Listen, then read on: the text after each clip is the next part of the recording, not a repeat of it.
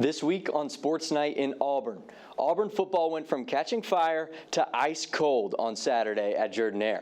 Is this a freeze warning or a hot seat? We've got the full analysis from the gridiron. Then we'll take a look at the week for undefeated Auburn soccer as they entered conference play where it just means more. And then we'll read through Auburn volleyball's action-packed agenda filled with battles against ranked opponents. This is only the beginning. And this is Sports Night in Auburn.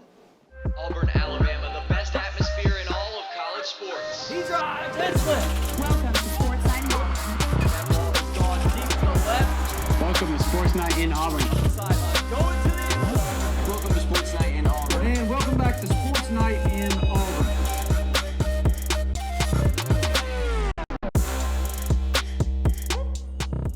88,043 fans packed into Jordan Stadium last Saturday, and many were likely taken aback by what they witnessed from their home team. We have plenty to catch up on here in Auburn, Alabama. Welcome back to Sports Night in Auburn. My name is Vince Wolfram. Last weekend, Arkansas and head coach Sam Pittman made the trip to the Plains to take on the Hank Brown-led Tigers in their SEC conference opener. Brown was set to make his second career start, but it may not have been as pretty as his first. Hugh Freeze and company entered Saturday 25-6 over their last 31 opening SEC games, and Eagle Eye Sophia Weber was there to fill us in on these two former SEC West rivals going head-to-head. Sophia, break it down. SEC opener in Jordan-Hare Stadium was a roller coaster for the Tigers, with injuries, interceptions, and quarterback changes. Here's how the Tigers fared against the Razorbacks. SEC play led the defense to step up. This first career sack from Dorian Mossy led to Arkansas missing their 41-yard field goal attempt. Hank Brown looked like the hero from last Saturday with his first completion to Cam Coleman, returning from a shoulder injury. That was until he threw this interception on the opening drive. An injury from a key part of the defense, Champ Anthony lit a fire under the Auburn defense, but was not enough to stop this rushing touchdown. Heartbreak occurred for the Tigers when Alston fumbled in the end zone after a 36-yard run. The next Auburn possession resulted in another interception, leading Auburn fans to feel deja vu. But Sylvester Smith dished it right back with an interception of his own. Rivaldo Fairweather caught this beautiful pass from Hank Brown for 25 yards. Unfortunately, the Tigers did not capitalize, and Hank Brown threw his third and final interception of the game as there was a quarterback change at the half. Kaden Lee set the tone early with this interception to start the half, and once Peyton Thorne was settled back into his position behind center, he was able to find the ever-popular target of Keandre Lambert-Smith. Not once, but twice this drive. His second completion led to the 10-yard touchdown, tying up the game. The Razorbacks had a powerful punch of their own with this 58-yard touchdown pass to Isaiah Satenga on 3rd and 19. The fourth interception of the night was thrown for the Tigers on this deflected pass, while Arkansas responded with their run game to set up a 43-yard field goal. Down 7-17, Peyton Thorne found Keandre Lambert-Smith again for a 67-yard touchdown, a season high for Lambert-Smith and putting the Tigers back within 3. Following this high was a 6-minute possession by the Razorbacks, leading to a touchdown that sealed their 24-14 win. And there's signs that we can do some good things, but we cannot play as inconsistent as we are, and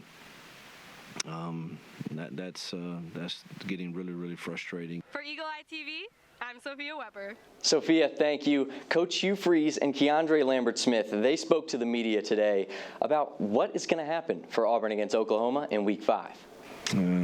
Unfortunately, this is what I know, and I know that there's people open, and I know that we're running the football. And we got to find a guy that won't throw it to the other team. And we got to find running backs that hold on to it. No, they both get reps, first team reps in practice now. So, I mean, yeah, our job is to catch the ball, no matter just who's throwing it. Eagle Eye's football analyst Micah Farmer is in the studio with me tonight. Micah, plenty of storylines coming out of this week, the main headline being the quarterback quandary. Hank Brown struggled, 3 first-half interceptions. Peyton Thorne came off the bench in the second half, throwing over 200 yards with 2 scores. If you're Coach Freeze, I'm putting you in his shoes. Which QB card do you want to play moving forward, and what's the reason behind it? Well, Vince, I want to play the card that scores the most, but seeing as we don't know who that's going to be, I think weirdly this depends on what his plans are for Walker White. I think if you value Walker White as your starter next season, keep the experienced guy in there in Peyton Thorne. If you're not sure about White, go ahead and stick Brown in, let him develop. But for me, it's going to have to be Peyton Thorne. He's looked more consistent so far, I would say, even though I would not say it's been amazing from either guy. I like the experience of Thorne. I like his ability to read a defense, even if he did have a couple off games. Quarterbacks aside, we're going to look to their favorite target here, Keandre Lambert-Smith, because he had a day. The Penn State transfer had the biggest game of his college career and got recognized for it, being placed on the SEC Team of the Week. Micah, what stands out to you about KLS's game, and what do you think he brings to the Auburn offense that's really struggling to keep the ball? Well, the main thing he brings is the ability to separate. Over the last couple of years, the Auburn receiver room has featured a lot of guys who can get just about the same amount of separation as you or me out there, which is not what you want to see. But KLS is able to get separation at all three levels of the field, short, medium, and deep. It's been really big because when your guys are open, I don't know if you know this, Vince, but it's easier to hit open receivers, and KLS has been that guy for the Auburn offense. Yeah, switching sides of the ball now to the defense that stops those throws. Auburn corner Champ Anthony, he was carted off the field in the first quarter against the Razorbacks with a severe leg injury, and it was a scary moment with the entire Auburn team leaving the benches to be at his side as medical officials assisted him off the field. Micah, what's the update on Champ Anthony's injury?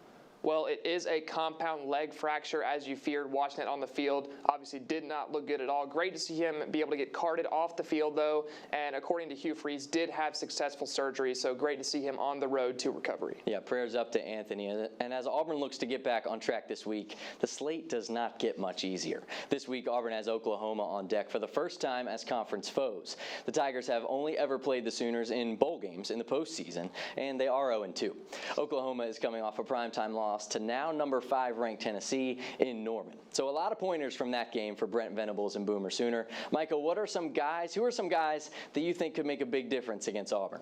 Well, I was going to say Jackson Arnold, but then they announced he was not the guy this week. They're going to a new quarterback in Michael Hawkins Jr., true freshman, former 3-star recruit out of Texas. This guy can fly. You saw it against Tennessee. He was able to get out of the pocket, and Auburn struggled to defend that. So do not like that matchup for us, honestly, really at all. The next guy is Danny Stutzman up the middle at linebacker on defense. Guy's a heat-seeking missile, probably going to be a first-round pick in the next coming draft. Absolute great player. Then finally, Billy Bowman on the back end, kind of a do-it-all safety, a freak athlete back there as well. Can disrupt passes, can lay the wood, and it's going to be hard to throw anywhere in his vicinity. Thank you, Micah. And Tiger Sooner, it's set for a 2:30 Central game on Saturday afternoon. And for those going to the game, I can't predict the final score. I can't. Micah can't predict how the game will affect LeBron James's legacy, but we can predict one thing. The Eagle Eye's Brett Fouts knows the weather for Saturday's kickoff. The Fouts forecast is next here on Eagle Eye TV.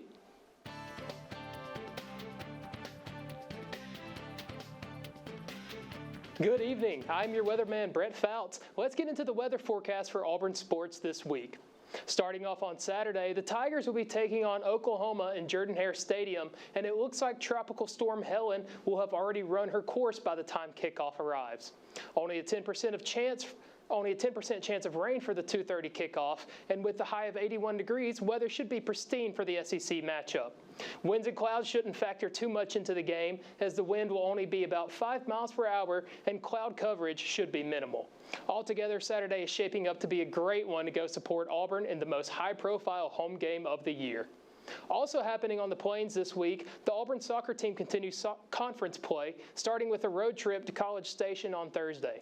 Back in Auburn on Sunday, Auburn takes on Ole Miss at the Auburn Soccer Complex at 2 o'clock. High temperature for that day is 82 degrees, and with a 25% chance of rain, there's a chance this game could see a little rain shower.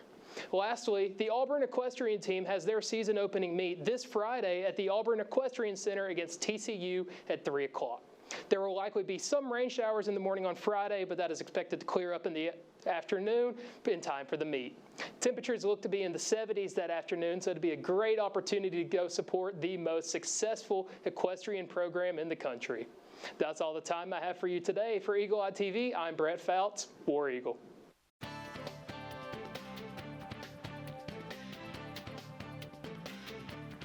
Welcome back to Sports Night in Auburn. From the gridiron football to the field football, let's kick it into some Auburn soccer talk. Auburn entered last week as the number 6 team in the entire nation.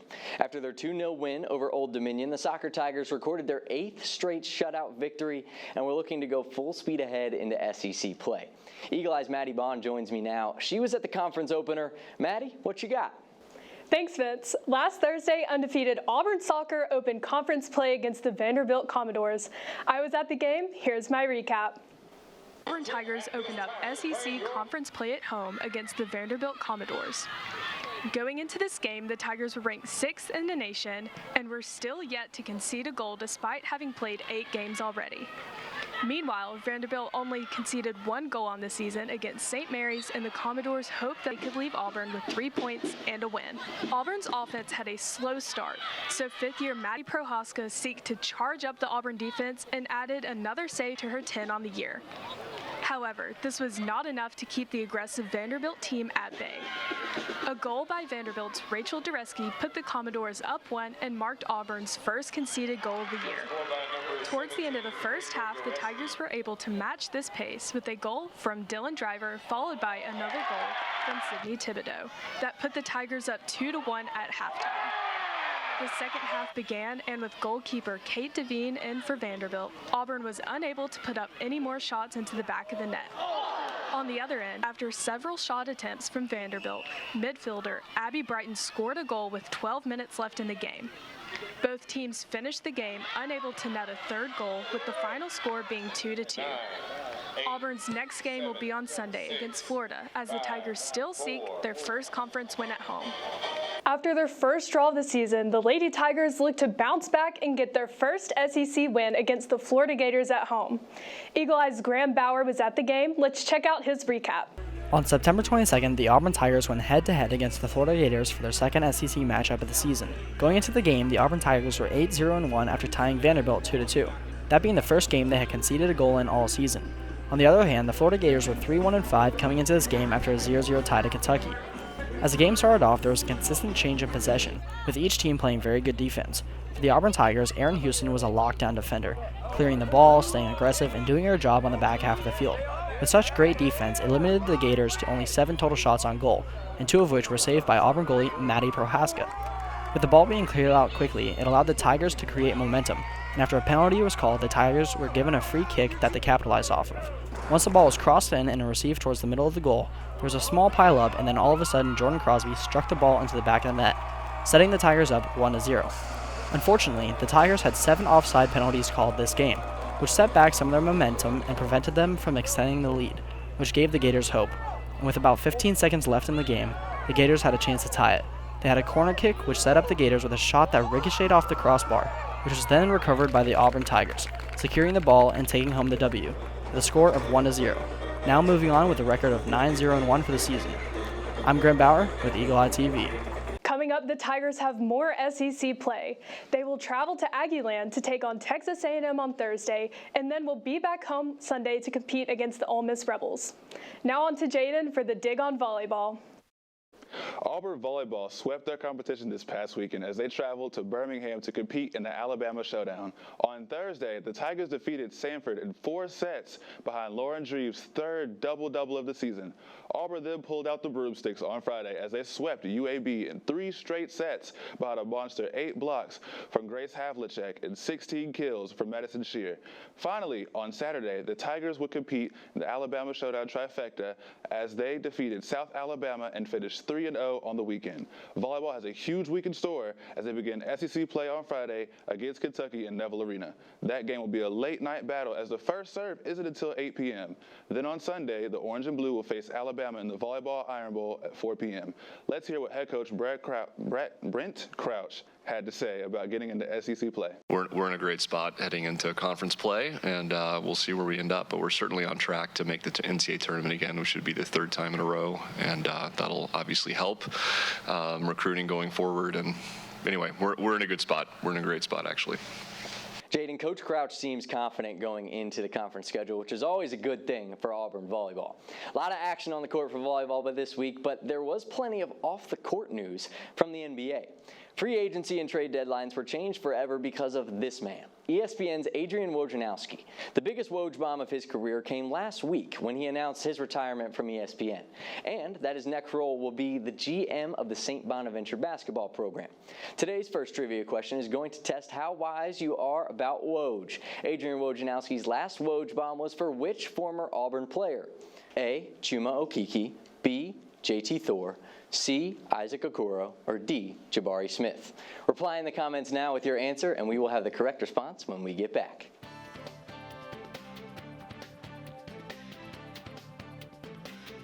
Before the break, we left you with an absolute bombshell of a trivia question. Adrian Wojnarowski's last Woj bomb was for which former Auburn player? The correct answer is letter C, Isaac Okoro. And he had to let the people know. Okoro took to Twitter when Woj announced his retirement, saying, "Last Woj bomb, #let 'em know." His tweet took off just like a Woj bomb related tweet should, with close to 2 million engagements. This was just days after Okoro signed a 3-year, $38 million deal to stay with the Cleveland Cavaliers. Double whammy of getting some green in his pockets and signing off on one of the most iconic sports names in journalism. From NBA hoops to college basketball, Jaden, he's got more from the hardwood. We left off on professional basketball announcements, and now we have Auburn basketball as well. Auburn men's basketball announced that the team will play a charity basketball game against FAU on November 1st. The exhibition will benefit Auburn University's Melton Scholars Program, which was launched in 2023 to increase access for underrepresented students and support them through their Auburn experience. In women's basketball news, the team is officially starting practice this week. Head coach Johnny Harris talked with the media about the work her team has been putting in and the leadership already on display. Really excited about starting practice today. Our kids have been here all summer, been working really hard. We've had really good leadership from our seniors and from Caitlin Duhan, so I really feel like we're in a good spot, and we're excited about getting going. Coach Harris coming off the best season in her tenure at Auburn, looking to shake things up even more in 2024. The Auburn men's golf was in the exact same winning boat last year, NCAA champions for the first time in program history, and this year they're on pace for even more hardware. Maddie is back with me now, and she has updates on the stars of the Tigers golf this week. Auburn phenom Jackson Coven was named SEC Golfer of this week after his performance at the Inverness Collegiate, the first award of his sophomore season. Fellow sophomore Anna Davis also received the SEC's Player of the Week award, the first of her sophomore campaign as well. Both Coven and Davis look to have standout campaigns and continue contributing to the Tigers' golf dominance. Number 1 ranked men's golf finished in a third-place tie at the Valero, Texas Collegiate this past weekend, led by sophomore Josiah Gilbert, who also earned his first career individual win after shooting 12 under. Up next, the Tigers will go back to Texas for the Ben Hogan Collegiate from September 30th to October 1st. Over in Oklahoma, number 6 women's golf placed second at the Schooner Fall Classic. Anna Davis finished second overall, with Casey Weidenfeld also finishing in the top 10. Next, the Tigers will travel to Illinois on October 7th and 8th for the Alina Women's Invitational. Jaden, over to you for updates on Auburn football making an impact in the NFL. Thanks, Maddie. There were 3 former Tigers in the NFL that stood out this week. Let's start out with Indianapolis Colts front man Braden Smith.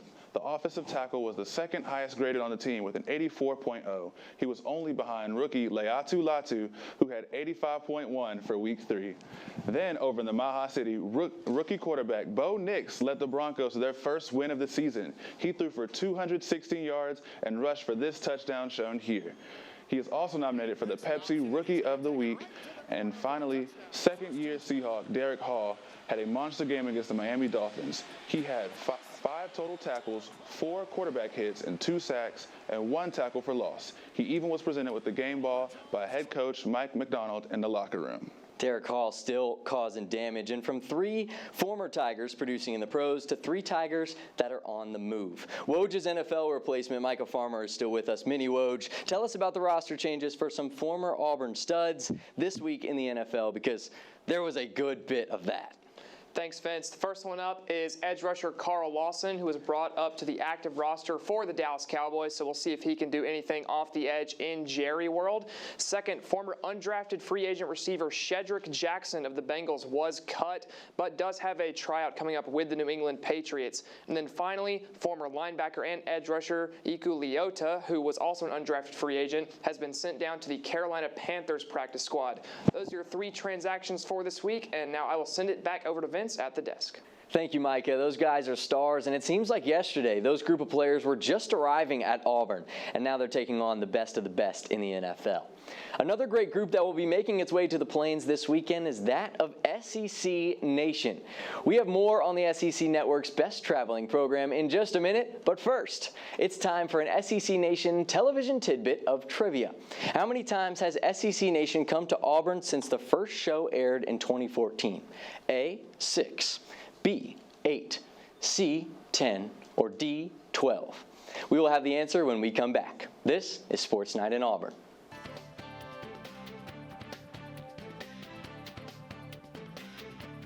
The phones have been buzzing, the comments are going crazy, the people want to know. How many times has SEC Nation come to Auburn since the show first aired in 2014? Drum roll, please. The answer is C, 10 times. The traveling SEC Network broadcast will be back this weekend ahead of the Auburn-Oklahoma game.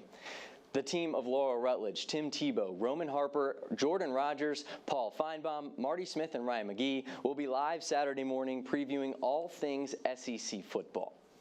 How about we do a quick little throwback? Our friends at SEC Nation made their way to this very studio 2 years ago to get in on the fun we have here on Sports Night in Auburn. Marty Smith and Ryan McGee co-anchored and co-produced the show, and we had an absolute blast. Let's rewind the tapes. Marty and I had a chance to head over to Eagle Eye TV. And I'm excited because you are going to go into the studio and do what you do, which is be on TV. And I'm going to do what I used to do. I used to be a producer. Yeah, that's a wrap, boys. So whatever I say, you're going to do it.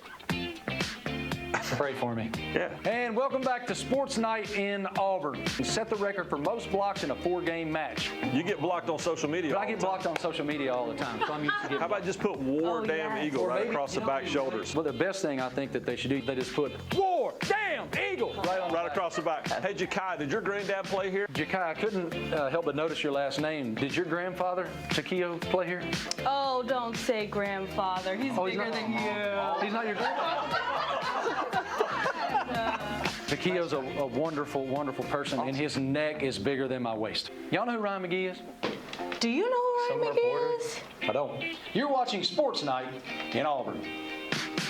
Yeah. From two guys that love horsing around to a team that horses around and wins while doing it. Maddie's back with us for a question. Maddie, what you got? Thank you, Vince. The reigning SEC champions, Auburn Equestrian, will be back in action this Friday. They begin the 2024-2025 season with their home opener against the #1 ranked TCU Frogs. The 2024 Equestrian SEC Coach of the Year, Jessica Broswell, spoke about the opportunity starting the season against such a prominent opponent. Here she is.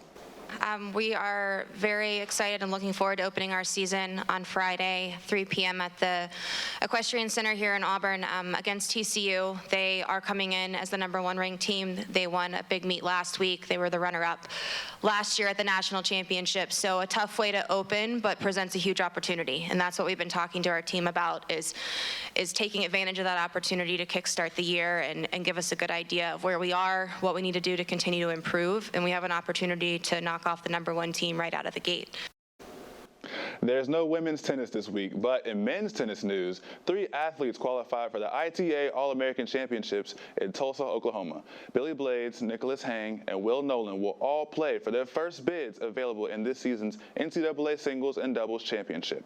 Competition started last Friday and ends this upcoming Sunday. And here's to Maddie for Trending Tigers. To round out our show, it is time for Trending Tigers. Last weekend, Auburn had quite a few special visitors in town. First, Dave Portnoy and the Barstool Sports crew held their Barstool College Sports Show in Auburn for the first time. They even had Bruce Pearl come onto the show. Then, adding to the fourth quarter atmosphere, the rappers of the hit anthem Swag Surfin', aka Fly, came into Jordan Hare for a surprise performance. Let's take a look.